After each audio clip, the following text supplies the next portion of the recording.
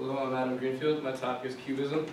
Cubism is considered to be one of the most influential art movements of the 20th century. It was started around, its high point was from around 1907 to 1914.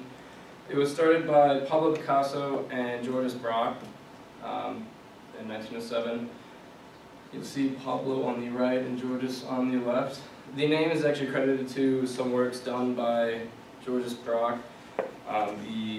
It was a series of stock landscapes. Somebody pointed out that they all look like a bunch of cubes kind of put together, and that's where the name come from.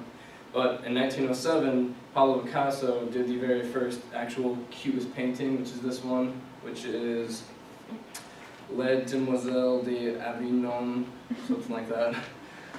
It portrays 5 women at a brothel, so like they're prostitutes. But Cubism is based off of Paul Cézanne's work. He was a post-impressionist artist, and he didn't like the idea of perspective, of masking that it's a piece of artwork, basically creating an illusion. And he had 3 main ideas that he used in all his work that they carried on through Cubism. I think the next one is an art piece done by Paul Cézanne. As you can see, there's no perspective, it's all done, it's very post-impressionist, very unclean lines and such. But his works all had 3 things about it, then they added more after that too that went into Cubism. But in Paul Cézanne's work, geometricity is one thing. Basically simplifying shapes into their basic forms. You can see this cat. It's made of all triangles and squares and such like that. It gets you to the basic idea of something rather than all these details. You see the overall idea. Another thing that Cubism uses is simultaneity, or multiple views. When you're looking at something, rather than seeing just what it is, Cubism is a way to look at it.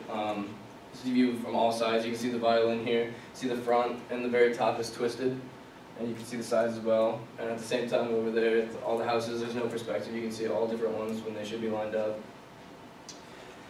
So that's another one brought from Paul Cézanne, his ideas. And another one is passage. It looks like passage, but it's pronounced passage, I'm pretty sure.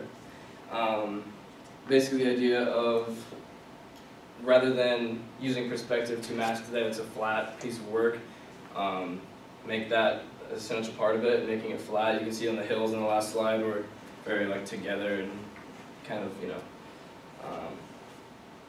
ideas brought in after Paul Cézanne were the 4th dimension, or time, almost like movement throughout it. You can see like maybe the cup move there, so you see 2 different parts of it, or the hand.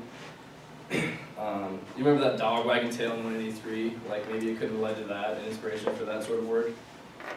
Deformation is another big thing in Cubism, making something like this violin, not a violin, I don't know, just completely like you can't even tell almost. So basically the deformation of natural forms, breaking them apart. And all Cubism pieces are conceptual rather than perceptual. You can look at something, but you should be basing it off of that. You know, don't draw it by seeing it, draw it by knowing it, I guess. And everything you've seen before this has been analytic. There's 2 parts of Cubism, analytic and synthetic. And synthetic started with one of Pablo Picasso's pieces. Actually, the next slide is that. But synthetic Cubism is adding actual material into your work. As you can see the newsprint in here. So that's synthetic Cubism. And it led to Cubism. I mean, not Cubism. This was the first piece called, that were done with synthetic Cubism, Still Life with Chair Caning. This was actually put into the piece, and that kind of started a whole new spectrum of Cubism at the time. And it led to forms such as collage, like that. After World War I, Cubism kind of dropped off, but some people still use it. This was a piece done, I think, in the 1950s. So some people still incorporate ideas, and it's just a huge influence on all sorts of art. So I think that's it.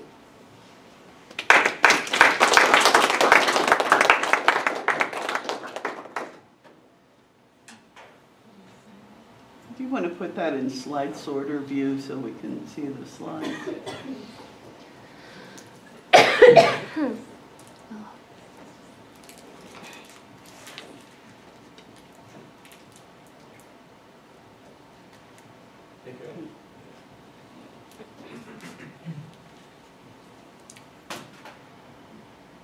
Questions, comments?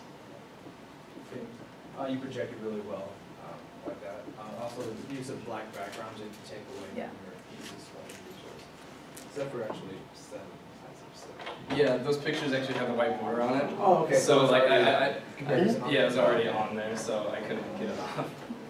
So, Ashton? For number 2, I would actually consider maybe putting a border around the 2 people because they kind of bleed into each other and it kind Yeah. of confuses me. Just a little thing, but.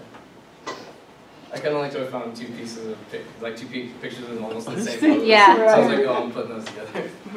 Yeah, but I think, she's right, Yeah, you they might have did. had to make them slightly smaller, but that gesture is good enough, you'd see it, and still kind of divide those 2 there.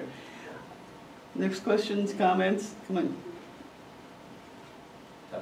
Can you explain how number 8 again is related to Cubism? Just because. Yeah, it kind of went fast. That is passage. I think that's how you say it. But basically, instead of having it in perspective, and sometimes you'll see like hills behind each other, they're all very flat. You don't try to hide that, but you still get depth within the form, maybe by putting like the colors in front. No,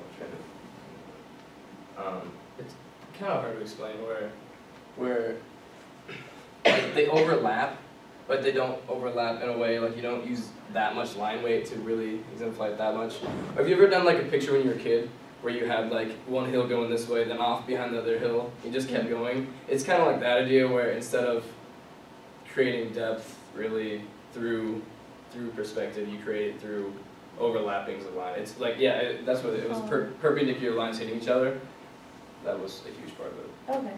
And really then, doesn't it amount to that it's the other forms of creating perspective, just not linear perspective, Yeah, not where you could create lines that would indicate vanishing points and that sort of stuff, Exactly. but you can use colored, as you say, to do this. Colored. You can actually, to a certain extent, it's being done here with the relative sizing of the objects. Ashton? I really liked your presentation overall, but for the amount of time you had, I maybe wouldn't have done as many different kinds of cubism because I felt like it was a lot of information being thrown at us in only like 5 minutes. So maybe picked only a few and then gone further in depth. Yeah. Well, then there weren't like different types, but those are like things that go into cubism. The different But principles a lot of to it. information. Yeah, I think that's a hard decision to make here, and I'm satisfied with it either way. Because you either give an overview of the principles or you talk about a couple of examples of it in depth, And you have to make a choice. This is one of those presentations where you'd be much better with a traditional Pecha Kucha with 20 slides instead of 15. Are chopping it back in order to accommodate our class sizes and the number of presentations we need to get through a day works against you here. You might well want to consider just, and maybe this doesn't sound like a great deal of fun, but for the fun of it, trying to make yours as a 2020, a traditional, you might find another use for it someplace else where you can present it. I don't know, go out and visit a school and tell high school kids about it, and then put it on your resume that you did a workshop with high school kids or something. I'll get right on that.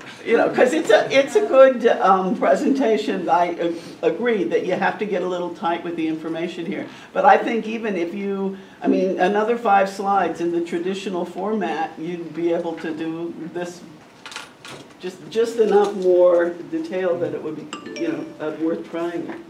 Anyone else? Okay, thank you very much. Good job, Adam.